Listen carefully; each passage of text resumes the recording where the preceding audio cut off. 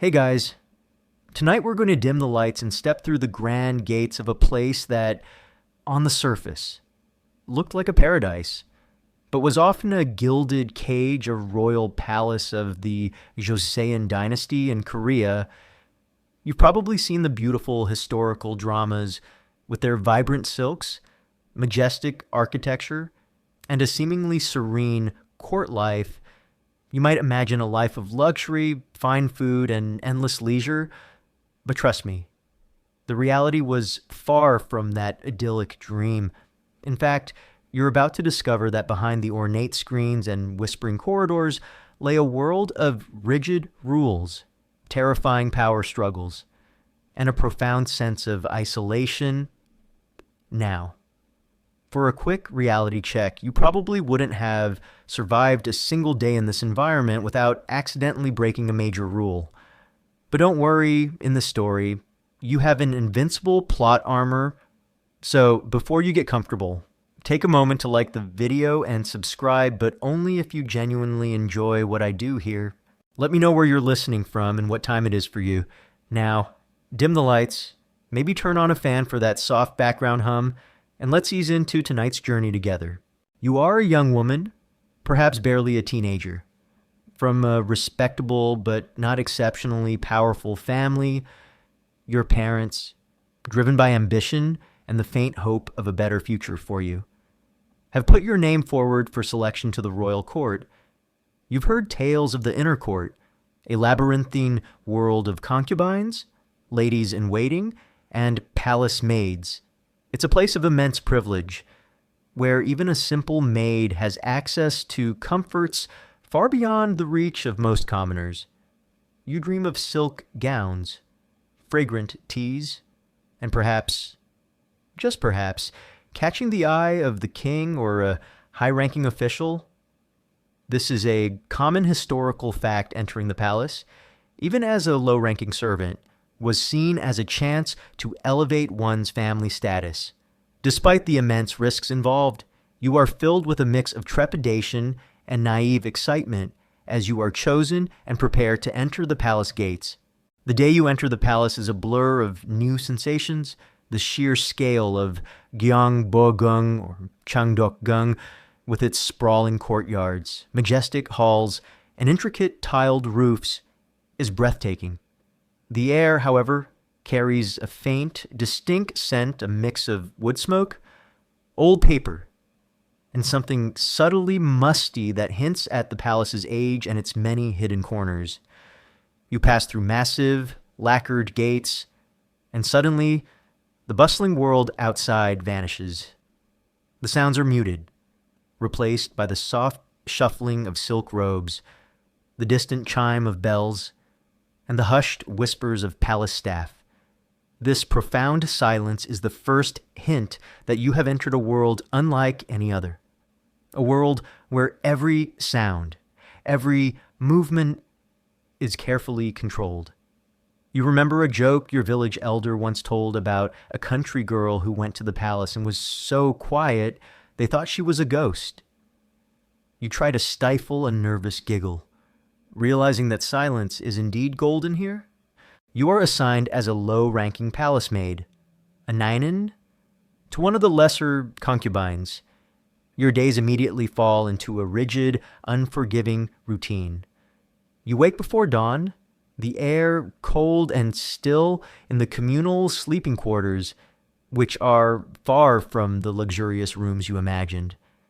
You share a small, cramped space with several other maids, the scent of their sleeping bodies and stale straw, a constant presence. Your first task is to fetch water from the well, a strenuous chore that leaves your arms aching. The heavy ceramic jugs clank against each other as you carry them, and you learn quickly to move silently, to avoid drawing unwanted attention.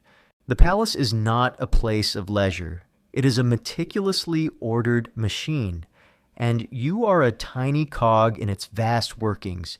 Your duties are endless, sweeping courtyards, polishing wooden floors until they gleam, tending to small braziers in the concubines' living quarters, preparing tea and running countless errands Every task must be performed with absolute precision and without a single misstep.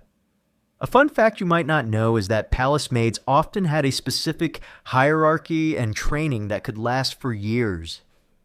Starting from childhood, they weren't just random servants, they were highly trained, specialized staff.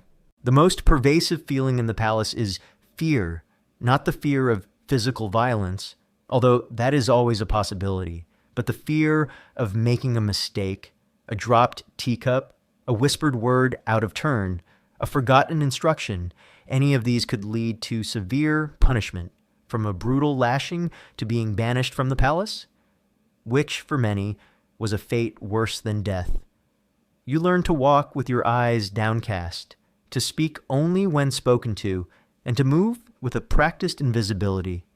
The palace, with its beauty and grandeur, slowly begins to reveal itself as a prison, a golden cage where every breath is carefully measured. You hear the whispers of other maids, stories of those who disappeared, those who displeased a high-ranking official or a jealous concubine. Historians still debate the true frequency of disappearances and arbitrary punishments within the Joseon palace, but the pervasive fear among palace staff is well documented. Your world shrinks to the confines of the inner court. The seasons change. The festivals come and go. But your life remains the same endless service, constant vigilance. You rarely see the outside world, and the sounds of the city beyond the high walls become a distant, almost mythical murmur. You are disconnected from your family, from your old life, and you slowly begin to forget what it felt like to be truly free. The silks you dreamed of wearing are now just another fabric to wash and fold. The fragrant teas are merely another task to prepare. The king and the high-ranking officials are distant figures of immense power, their lives utterly separate from your own. You realize that the grandeur of the palace is not for you, it is a display, a facade that hides a world of hidden sorrows and profound loneliness. Your life as a Nainan, a palace maid, quickly loses any last vestiges of the romantic notions you once held. The initial awe of the grand architecture fades into the daily monotony of scrubbing, polishing, and serving. But as you navigate the hushed corridors and hidden courtyards, you begin to observe another, even more unsettling, layer of palace life: the eunuchs. They are everywhere, silent figures in long, flowing robes, their movements precise, their expressions often unreadable. These are the men who hold immense power within the Joseon court, yet they exist in a paradoxical state, intimately close to the royal family, yet forever excluded from the true male lineage. You quickly learn that the eunuchs, or naesai, are the backbone of the inner court, responsible for everything from managing the royal kitchens and finances to delivering messages and guarding the palace gates. They are the eyes and ears of the king and the powerful concubines, and their influence often rivals that of high-ranking officials. A common historical fact is that Joseon eunuchs underwent castration at a young age, typically before puberty, to ensure they could not father children and thus pose no threat to the royal lineage. This brutal procedure was a prerequisite for their privileged, yet dehumanizing position.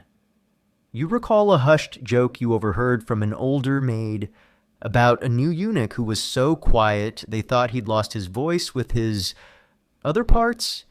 It's a cruel jest, but it hints at the dark reality of their lives. Your interactions with the eunuchs are frequent, though always formal. You might deliver a message to the head eunuch, a man whose face is a roadmap of wrinkles and whose eyes hold a cold, calculating glint. Or you might work under the supervision of a eunuch in the royal kitchens, where the smells of exotic spices mingle with the pervasive odor of old food and stale smoke. They are demanding taskmasters, quick to anger, but also capable of surprising acts of kindness or quiet support. This dual nature, a mix of harsh authority and occasional, almost paternal guidance, makes them an enigma. Historians still debate the true motivations and psychological makeup of these powerful yet disenfranchised men. Some argue they were fiercely loyal, others that they were ruthlessly ambitious, often driven by their unique position to accumulate power and wealth. The eunuch's power stems from their unique access to the inner court, the women's quarters, where no other men, besides the king and young princes, are allowed. They are privy to secrets, to whispers exchanged between concubines, to the king's private moods. This knowledge is their currency, their weapon in the endless power struggles that define palace life. You see them moving between the different residences, their faces impassive, carrying messages that could determine a person's fate. You learn to be wary of them, to never reveal too much, and to always maintain a respectful distance.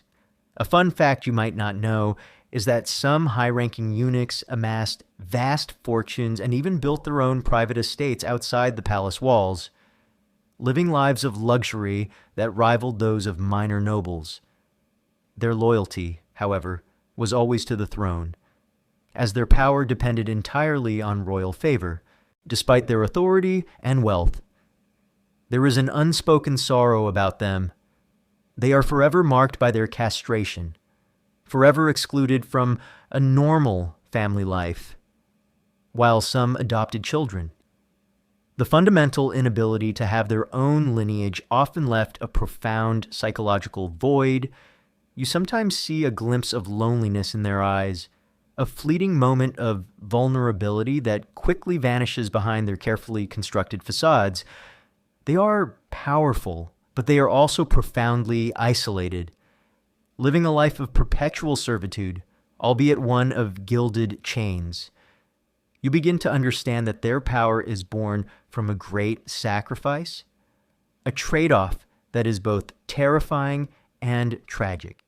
The eunuch's presence also serves as a constant reminder of the king's absolute power. They are living symbols of his control over the very nature of his court, ensuring the purity of the royal bloodline and the absolute loyalty of his most intimate servants. Their existence reinforces the rigid hierarchy of the palace, a system where everyone, from the lowest maid to the highest-ranking official, is merely a servant to the crown. You observe the subtle ways they manipulate situations, the quiet whispers they deliver to the king's ear that can change the course of a day, a week, or even a reign. Their influence is a terrifying, unseen force, shaping the lives of everyone within the palace walls. Your world, already constrained by the palace walls, is further defined by the silent authority of these castrated men. You learn to fear their subtle displeasure, to seek their occasional, fleeting favor, and to always be aware that they are watching, always listening. The palace, with its beauty and its strict order, reveals itself not just as a prison, but as a complex, living entity, filled with hidden power dynamics and unspoken tragedies. With the eunuchs at its very heart, they are the guardians of secrets, the silent enforcers of the king's will, and the living embodiment of the sacrifices demanded by the pursuit of power within the Chosun court. The eunuchs are the silent, ubiquitous presence in the palace, managing its daily operations and wielding subtle power.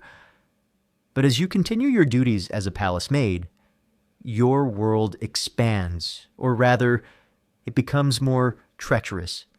As you are drawn into the inner court, the domain of the king's concubines, this is a world of opulent beauty, vibrant silks, and fragrant perfumes. But beneath the surface lies a ruthless battle for power and influence, a silent war where every smile can hide a dagger, and every whispered compliment can be a poisoned dart. You are just a small, insignificant maid, but you are a witness to this brutal dance of ambition and despair. This is a common historical fact. The Joseon royal harem was a complex, highly competitive environment where concubines vied for the king's attention and, more importantly, for the chance to bear a royal son, which could elevate their status and their family's fortunes. Your concubine, a delicate woman named Lady Mi-Ra, is just one of many vying for the king's favor. She is beautiful, intelligent, and ambitious, but she is also constantly aware of her precarious position. Her life, her status, and her very survival depend entirely on the king's affections and her ability to produce an heir. You see her meticulously preparing for the king's visits, her ladies-in-waiting carefully arranging her hair, applying delicate makeup, and selecting the most exquisite silks. The air in her quarters is thick with the scent of cosmetics and nervous anticipation. A fun fact you might not know is that the king often had a strict rotation for visiting his concubines, but he could choose to deviate from it at any time, adding an immense layer of uncertainty and anxiety to the concubines' lives. The other concubines are not her friends, they are her rivals. You observe the subtle ways they try to undermine each other, a whispered rumor to a eunuch, a carefully orchestrated accident in the garden, a strategically placed piece of gossip to a lady-in-waiting who might pass it on to the queen. The tension is palpable, a silent hum of animosity that pervades the inner court. You learn to read the subtle cues, the fleeting expressions, the almost imperceptible shifts in posture that reveal the true emotions hidden beneath the masks of politeness. You realize that politeness in the palace is not a sign of friendship. It is a weapon, a shield, and a dangerous game. Historians still debate the true frequency and methods of poisoning and dark magic used in the Joseon harem, but court records often hint at suspicion and accusations. Your duties now often involve delivering messages between Lady Mi-Ra and other factions in the palace, or fetching items from different concubine quarters. You are a silent observer, a shadow flitting through the complex web of alliances and betrayals. You see the strained smiles, the eyes that betray a deeper emotion, and the subtle gestures that speak volumes without a single word being uttered. You learn that secrets are currency in the palace, and knowledge is power. But knowing too much can also be a dangerous burden. You remember a grim joke you heard from an older maid, her voice a low whisper, about a concubine who was so good at hiding her intentions that even her own shadow didn't know what she was thinking. You stifle a nervous giggle, realizing the grim truth in the jest. The pressure on the concubines, particularly those who have yet to bear a son, is immense. Their families, who have invested heavily in their placement in the palace, put enormous pressure on them to produce an heir. A royal son guarantees their future, their status, and their family's continued influence. Without one, their position is precarious, and they can be easily discarded or demoted. You see the desperation in their eyes, the fear that their fleeting moment of glory might soon come to an end. This desperation often leads to extreme measures, to alliances with powerful factions, or to ruthless acts of sabotage against their rivals. You witness the quiet tragedies unfold. A concubine who falls out of favor, her elegant quarters suddenly quiet, her maids reassigned, her very existence slowly fading from memory. A concubine who gives birth to a daughter, not a son, and the quiet despair that settles over her and her family. The palace, with all its beauty and luxury, is a place of profound loneliness and heartbreak, a golden cage where dreams are often shattered and lives are often ruined.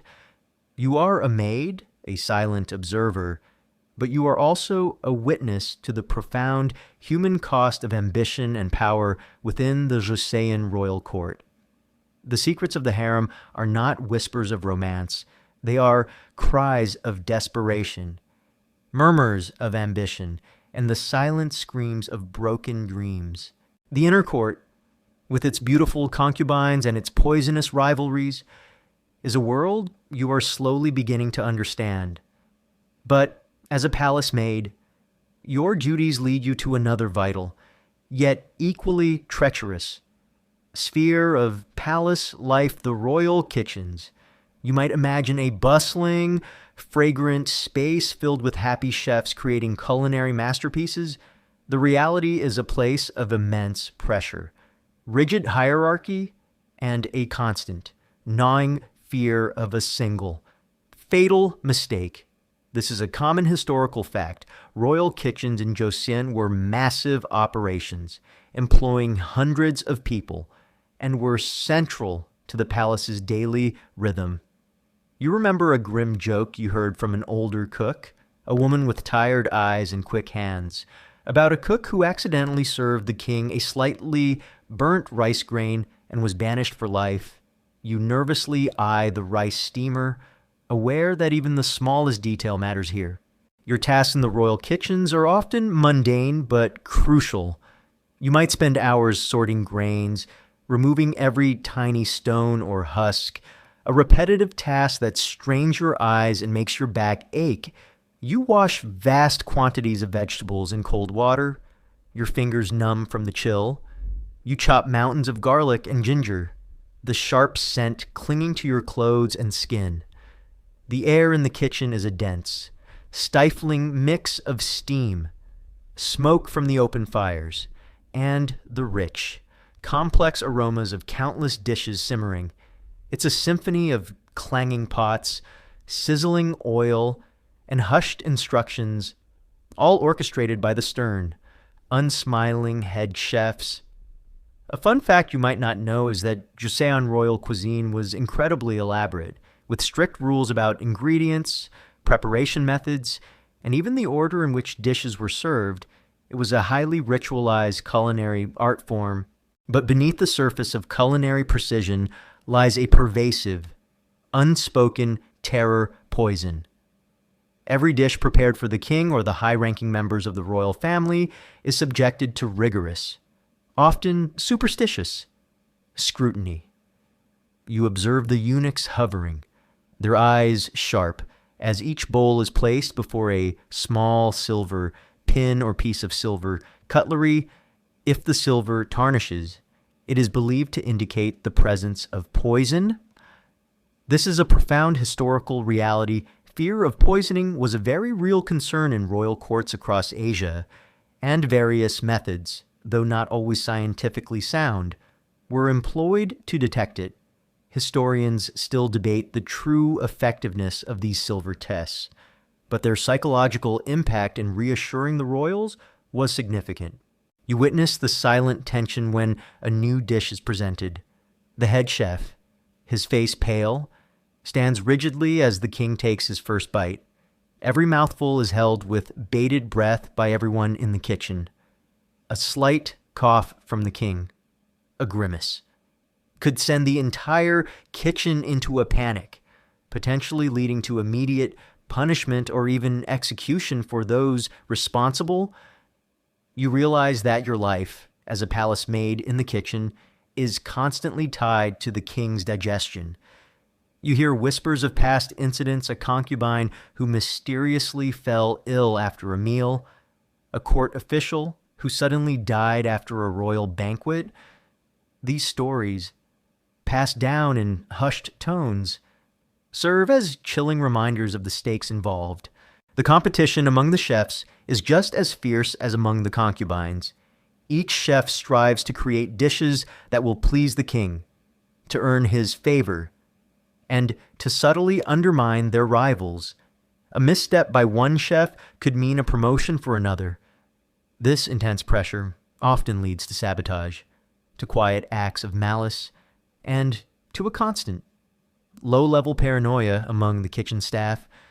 You learn to trust no one completely, to observe everything, and to keep your thoughts to yourself.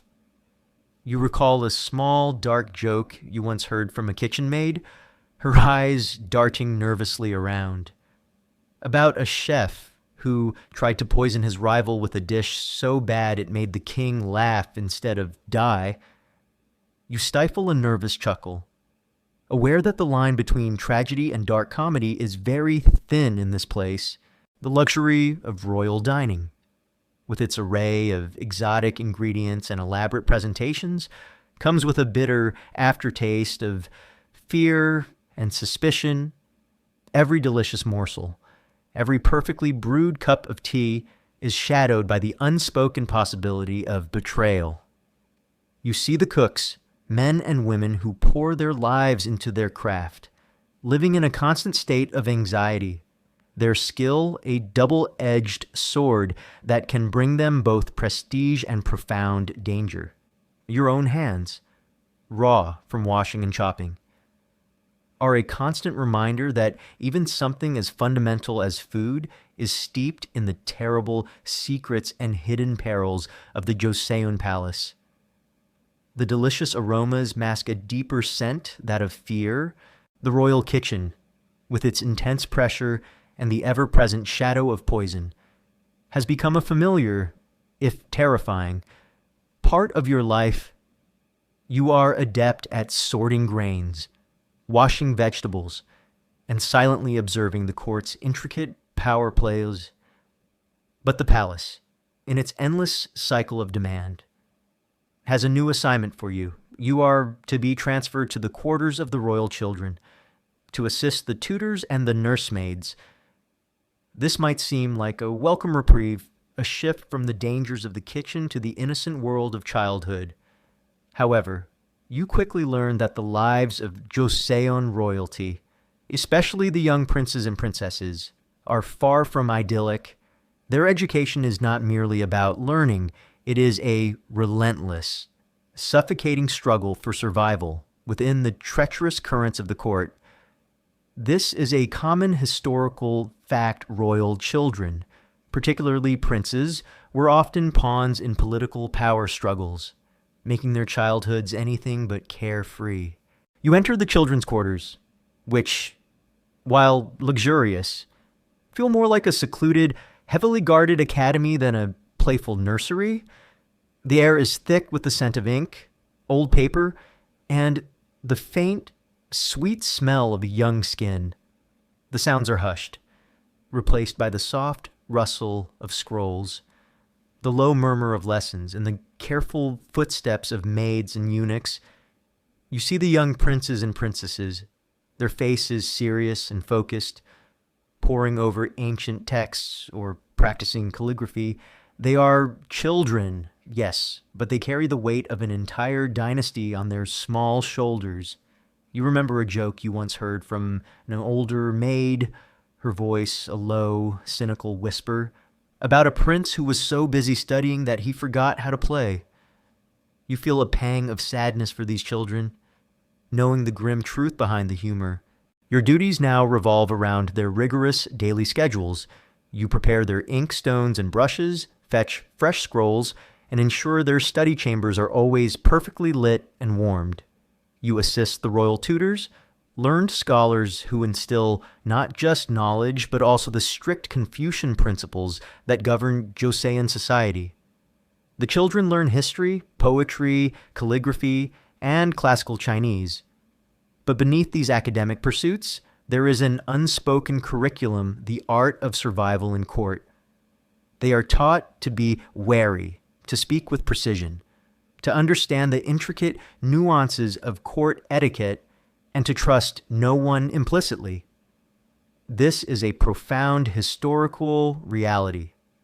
Royal education was intensely political, designed to prepare future rulers or their siblings for a life of constant scrutiny and potential intrigue. You observe the immense pressure on the young princes, especially the crown prince.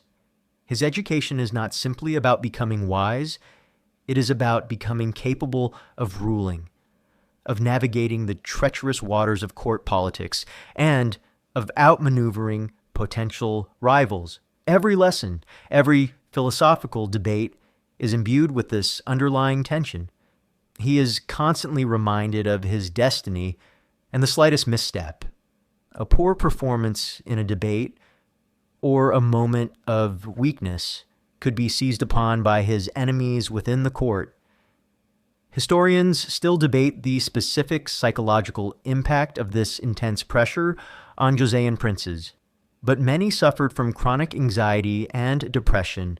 The princesses, too, faced their own unique set of challenges, while not burdened by the direct pressures of succession. Their education is focused on becoming proper royal women, capable of managing a household and, crucially, of forming alliances through marriage.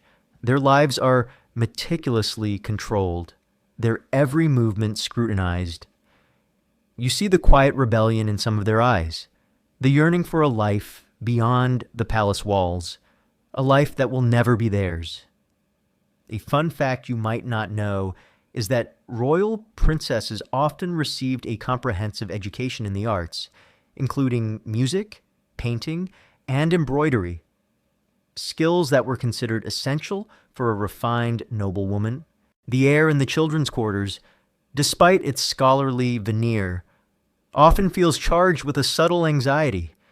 You hear the hushed whispers of tutors reporting on a child's progress, the worried murmurs of nursemaids discussing a prince's health. You realize that even the innocence of childhood is a fragile thing within these palace walls. A child's success brings prestige. Their failure or weakness can bring ruin, not just to themselves, but to their mothers and their maternal families. You recall a small, dark joke whispered by a fellow maid about a prince who was so good at hiding his true feelings that even his teachers couldn't tell if he was smart or just a very good actor. You feel a familiar pang of sympathy for these young souls, knowing their childhood is a performance with impossibly high stakes. Your own role is to be a silent, observant presence, catering to their needs without ever becoming too familiar. You are a shadow in their education, a witness to their triumphs and their quiet struggles. You see the burdens they carry, the dreams they are forced to abandon, and the profound loneliness that often accompanies immense privilege. The palace's golden cage, you now understand, extends even to its youngest inhabitants, trapping them in a life dictated by duty and the cold, unyielding demands of the throne. Their future, despite their royal blood, is as uncertain and perilous as anyone else's in this dangerous world. The royal children, with their rigorous education and the heavy weight of their destiny, are a stark reminder that even privilege within the palace walls comes with its own set of burdens. Your duties continue, a steady rhythm of service, but your observations deepen. You realize that the greatest threats to those within the palace aren't always political rivals or jealous concubines. Sometimes, the most terrifying enemy is invisible, relentless, an utterly indiscriminate disease. The elegant, sprawling complex, despite its grandeur, is a hotbed for illness, a place where sickness spreads quickly and death often arrives quietly, chillingly. This is a common historical fact. Pre-modern palaces, despite appearances, often suffered from poor sanitation, leading to frequent outbreaks of disease, especially among the confined populace. You witness it first in the palace kitchens, where a cook suddenly collapses, coughing violently, his skin hot to the touch.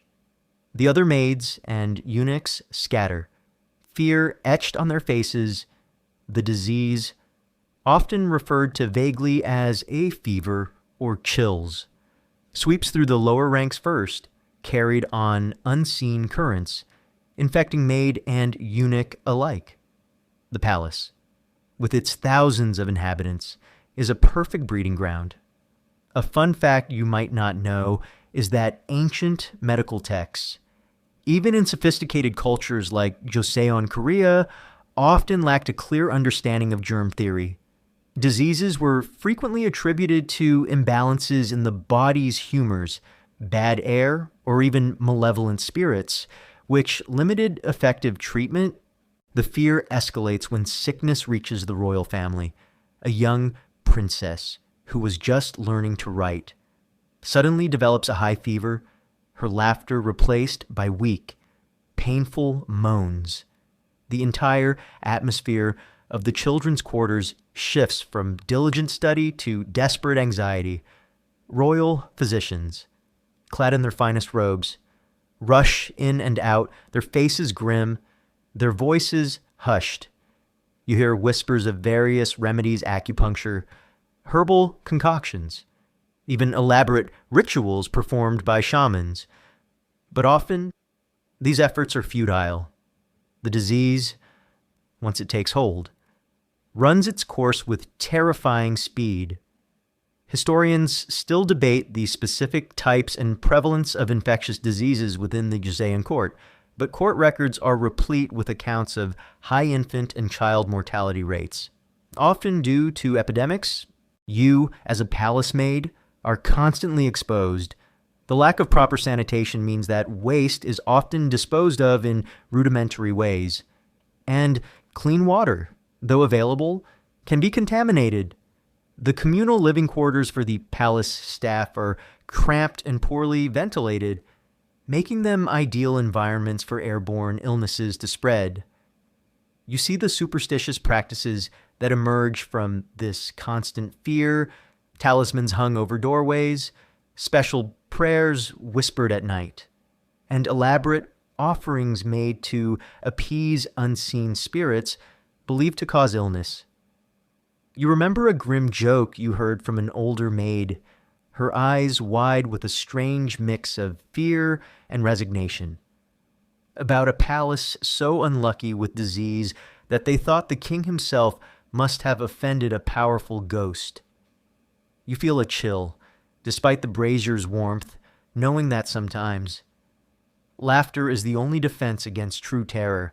The death of a royal child, even a less prominent one, is a profound and somber event, shrouded in elaborate mourning rituals. The palace falls into a heavy silence, the vibrant colors of court life dimmed by grief. For the lower staff like you, it means more work preparing the body, assisting with funeral rites, and ensuring every detail is perfectly executed according to strict protocol.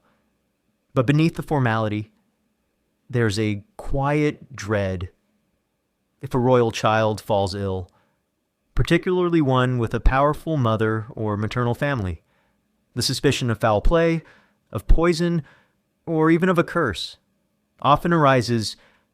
Investigations, subtle or overt, begin, and you, as a close attendant, might find yourself under scrutiny, even if you are entirely innocent.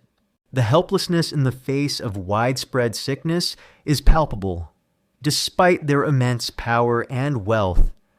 The king and his court are as vulnerable to a virulent plague as the poorest commoner outside the walls. The Grand Palace, designed to protect and isolate the royal family, inadvertently becomes a sealed environment where disease, once introduced, can spread with devastating efficiency. You learn to live with a constant, low-level anxiety, a quiet understanding that your life, and the lives of those around you, can be extinguished at any moment by an invisible enemy. The secrets of the Joseon Palace are not just about human intrigue, they're also about the terrifying, uncontrollable force of nature and the desperate, often futile, struggle of humans against the unseen horrors that lurk within the very air they breathe. The beauty of the palace masks a chilling fragility, a constant dance with death. The constant threat of disease is a chilling reminder of the palace's true vulnerability. A silent killer that stalks even the most powerful within its walls. But as a palace maid, you learn that there's another, more visible, and equally terrifying danger: palace justice. Within the Joseon court, the king's word is law, and his justice is swift, often brutal, and absolute. You are a mere servant, and you quickly learn that the rules that govern the outside world, the concepts of fair trial or due process, often do not apply within the palace gates. This is a common historical fact. Absolute monarchies frequently employed forms of justice that prioritized royal authority and order over individual rights, often leading to arbitrary and harsh punishments. You witness it firsthand. A fellow maid, perhaps a bit too loud in the courtyard or accused of stealing a small trinket, is suddenly dragged away by the palace guards. Her pleas are ignored, her cries muffled by the thick palace walls. Later, you hear whispers of her punishment: a severe lashing, or perhaps even banishment to a remote, desolate area. The fear this instills is palpable. Every palace maid, every eunuch, every concubine walks a tightrope, knowing that a single misstep, a minor infraction, could lead to a life-altering or life-ending punishment. You remember a grim joke whispered by an older maid, her eyes wide with a mixture of fear and cynicism, about a palace maid who was so quiet that the king thought she was a ghost and tried to banish her to the afterlife. You feel a chill, realizing the dark truth behind the humor. The methods of punishment are varied and terrifying. Beatings with heavy wooden rods are common, leaving victims with broken bones and permanent scars. For more severe offenses, there are harsher penalties: forced labor in distant, harsh regions, or even execution. The rationale behind these punishments is not always about justice in the modern sense. It's about maintaining order, enforcing the king's absolute authority, and setting a chilling example for everyone within the palace. A fun fact you might not know is that while public executions were common outside the palace, punishments within the inner court often occurred in more secluded areas to maintain the dignity and mystique of the royal family. Even as they enacted brutal justice, you also observe the subtle, insidious forms of punishment. A concubine who falls out of favor might not be physically harmed, but she might be deprived of food or left isolated in a remote part of the palace, slowly wasting away from neglect and despair. Her maids might be reassigned to the most undesirable duties, a silent form of collective punishment. These are the slow, agonizing deaths, the ones that leave no visible marks but slowly crush the spirit. Historians still debate the specific psychological impact of these non-physical forms of punishment on the Joseon court, but it's clear that they were incredibly effective at maintaining control. The most terrifying aspect of palace justice is its arbitrary nature. A punishment might be meted out not for a direct transgression, but for a perceived slight, a misinterpretation, or simply to satisfy the anger of a high-ranking official or a jealous rival. There is little recourse, no avenue for appeal. The accused often has no chance to defend themselves, and their fate is decided by those in power, often without transparency or compassion. You learn to live in a constant state of vigilance.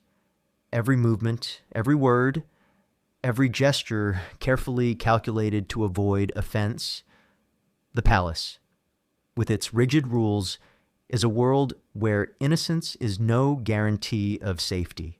The political intrigues of the court often intertwine with palace justice. An accusation, however baseless, can be weaponized by a rival faction to eliminate an opponent.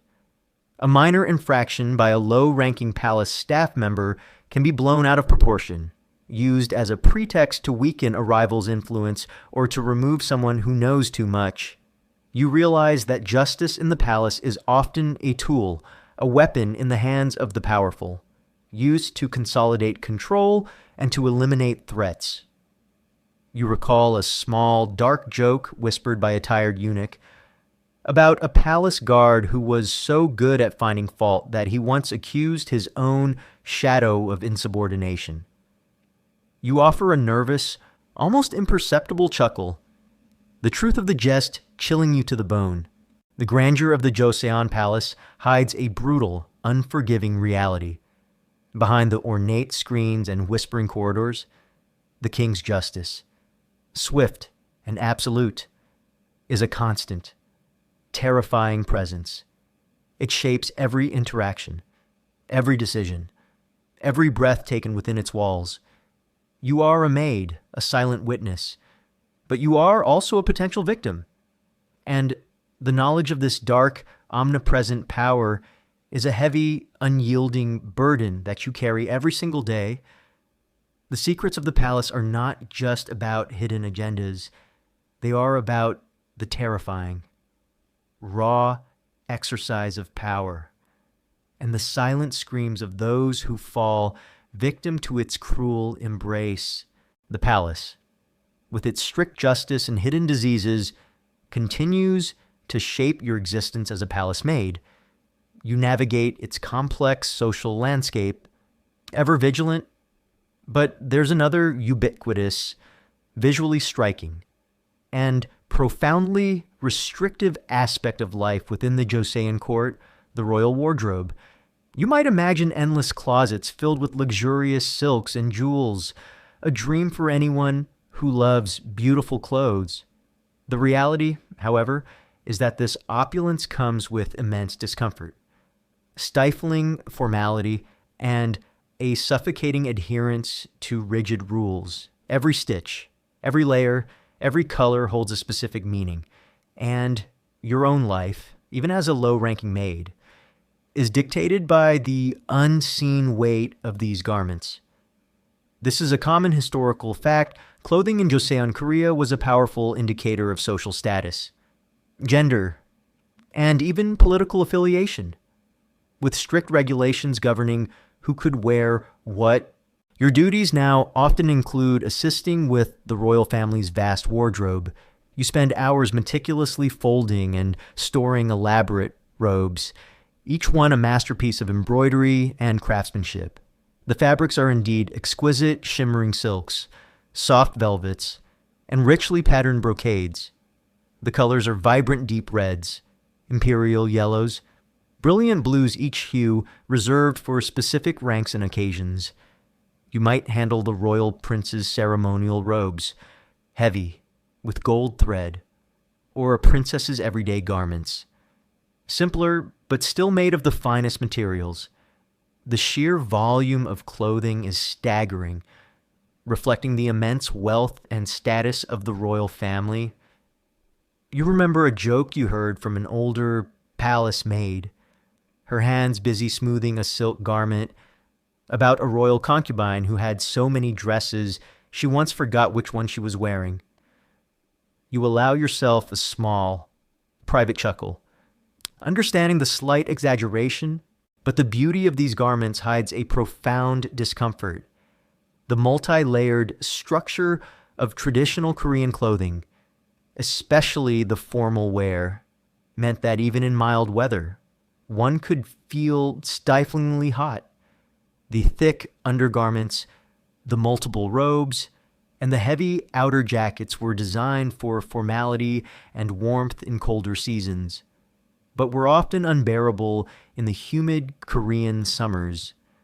You observe the royals, their faces often glistening with sweat, enduring the heat with stoic resignation during long ceremonies.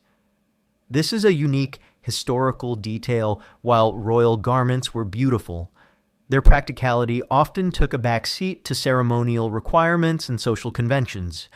Historians still debate the specific methods used to cope with the heat of the garments, but lightweight undergarments and frequent changes were likely common. Furthermore, every piece of clothing, every accessory, is governed by an unyielding set of rules: the type of fabric, the color, the pattern, the style of the sleeves, the adornment of a hat, the placement of a hair ornament, all indicate rank, age, gender, and specific occasion. A royal family member cannot simply choose what to wear. Their attire is dictated by an intricate code, even as a palace maid. Your simple uniform, usually a plain white or light-colored hanbok with a specific hairstyle, is a constant reminder of your lowly status. A fun fact you might not know is that the king's dragon robe, a key piece of his formal wear, often had 5-clawed dragon motifs, a symbol exclusive to the emperor. While princes might wear robes with 4-clawed dragons, you participate in the meticulous cleaning and care of these garments, a painstaking process that ensures their longevity and pristine condition. Washing, starching, pressing, and delicate repairs are all part of your routine. The fabric, while beautiful, is delicate and easily damaged, making your work one of constant, careful attention. A single stain or tear on a royal garment could be seen as a grave offense, reflecting poorly on the care provided by the palace staff and potentially leading to punishment.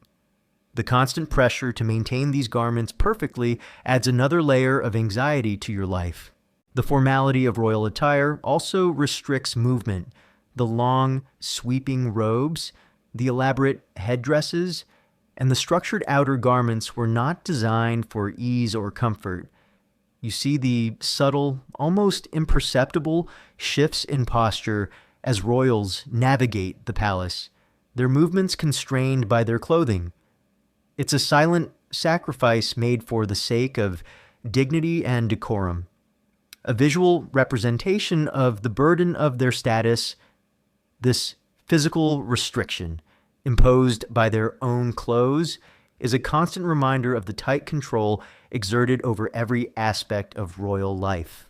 The world of the royal wardrobe, with its dazzling beauty and intricate rules, is a powerful symbol of the Joseon Palace itself, a place of immense splendor that hides layers of discomfort, strict control, and a profound lack of personal freedom. Even the very fabric on one's back serves as a constant, heavy reminder of the invisible chains that bind everyone within these gilded walls. You are a small cog in this elaborate, beautiful, and subtly suffocating machine, forever aware of the terrible secrets woven into the very threads of royal life, the intricate dance of rules, the silent dread of disease, and the suffocating weight of royal garments are all indelible parts of your life in the Joseon Palace. As a palace maid, you have become a master of observation, seeing beyond the gilded facade to the hidden fears and ambitions that drive those around you. But there is one secret, one truth that whispers through the hushed corridors with a dangerous intensity forbidden love. Within the rigid confines of the palace, where every relationship is dictated by status and politics, the human heart sometimes dares to beat for another, creating a perilous dance with deadly consequences. This is a common historical fact despite severe prohibitions. Romantic relationships, both consensual and non-consensual, were a recurring, dangerous undercurrent in royal courts, often leading to scandal and severe punishment. You witness the subtle signs, the stolen glances between a young court lady and a handsome guard, the hushed whispers exchanged in secluded gardens at twilight. These are fleeting moments, almost imperceptible to the untrained eye. But your years in the palace have sharpened your senses. You see the silent longing, the desperate hope in their eyes, and you know the immense danger they are courting. In a society where even a casual conversation between unrelated men and women could be scrutinized, true affection was a profound act of rebellion.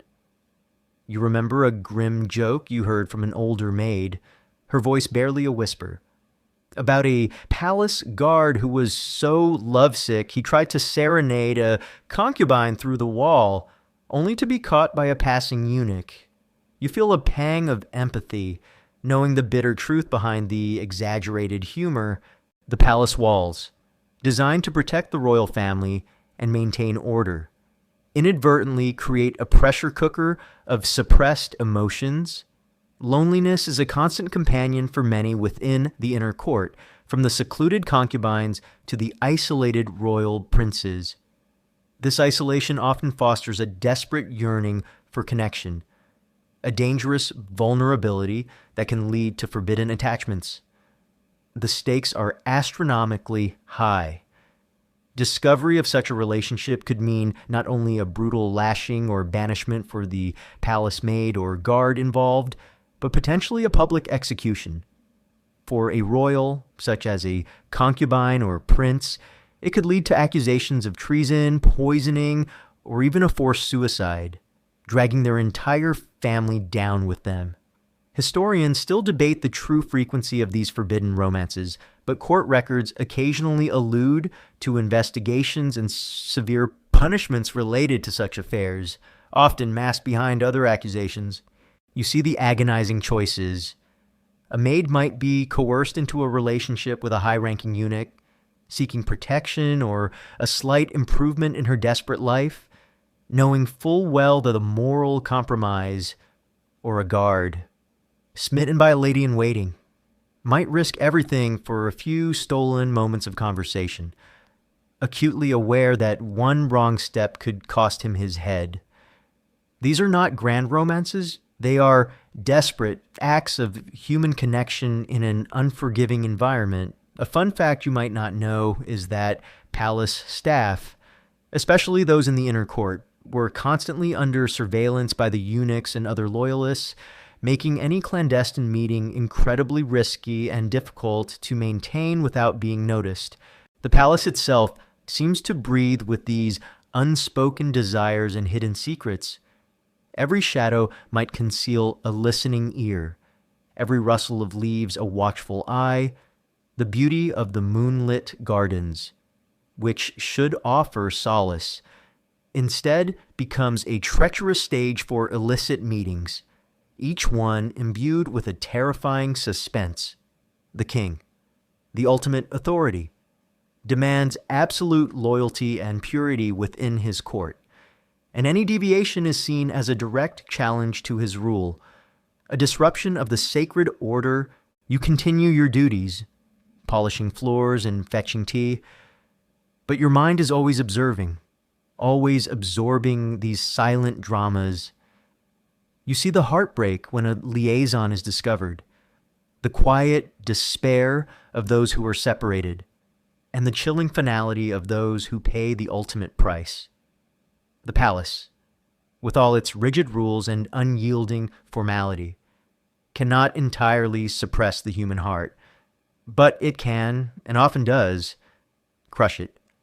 These stories of forbidden love are not just tales of romance. They are grim lessons in power, desperation, and the immense, terrifying cost of defying the invisible boundaries of the Jusayan royal court. The secrets of these palace walls are often whispered not by the living, but by the ghosts of those who dared to love too freely. The years have passed, and the palace, once a terrifying labyrinth of secrets and dangers, has slowly transformed around you.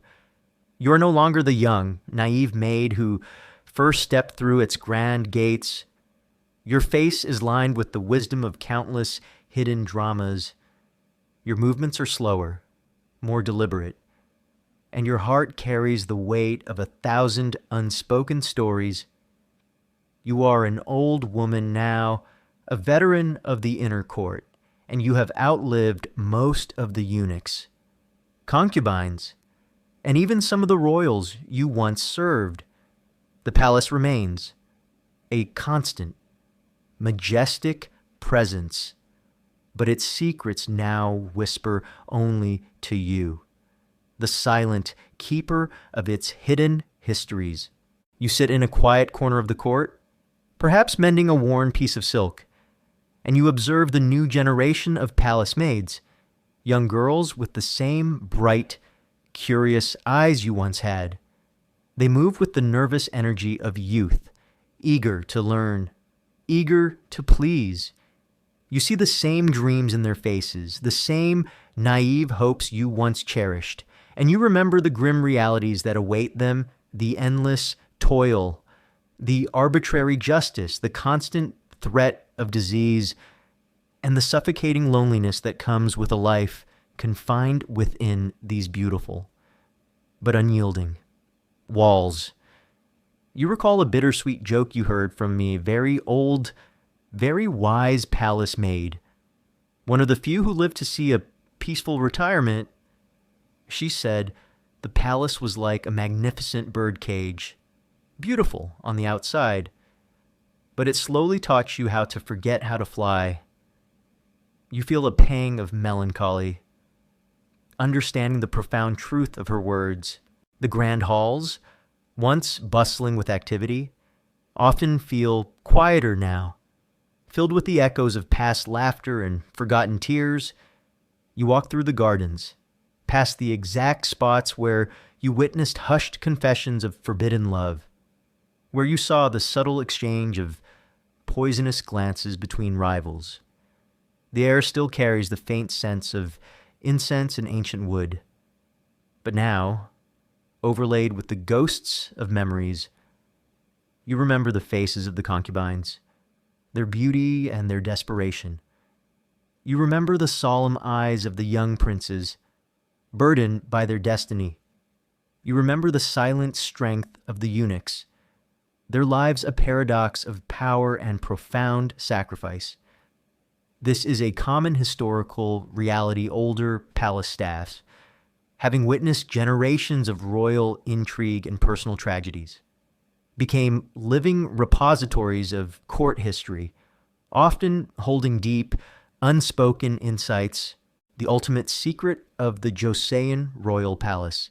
You realize in your old age is not any single hidden plot or forbidden romance.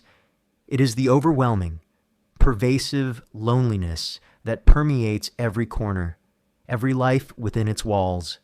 The king, isolated by his divinity and his power. The queen, trapped by her duty and the constant threat to her position. The concubines, vying for affection, yet profoundly alone in their competition. The children, burdened by expectations, their childhoods sacrificed for the future of the dynasty. Even you, the humble maid, were disconnected from your family, from the outside world, from the simple joys of a free life. The palace, for all its splendor, was a place of profound isolation, a golden cage where human connections were fragile and often fleeting. Historians still debate the specific psychological impact of this isolated, highly ritualized life on the Chosun royal family and court. But many accounts suggest widespread melancholy and mental distress. You think of the countless hours spent polishing floors, boiling water, and folding silks, years of your life given to a system that saw you as a tool, not a person. But even in this grim accounting, there are slivers of quiet dignity, the satisfaction of a perfectly clean hall, the warmth of a carefully brewed cup of tea, the fleeting glimpse of genuine kindness from a fellow maid. These small moments, almost invisible in the grand tapestry of court life, were the true anchors of your existence.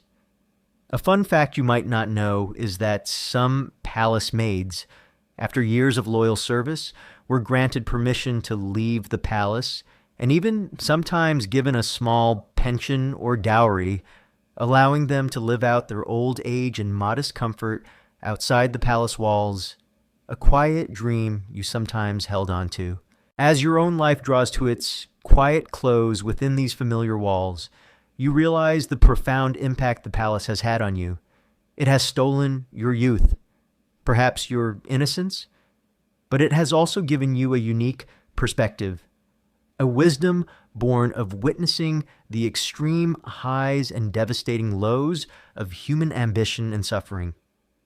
The terrible secrets of the Chosun Dynasty Royal Palaces are not just history, they are the very fabric of your being, etched into your memory, shaping the quiet solitude of your final days. The once feared whispers now feel like distant echoes. The grand halls seem softer, more inviting.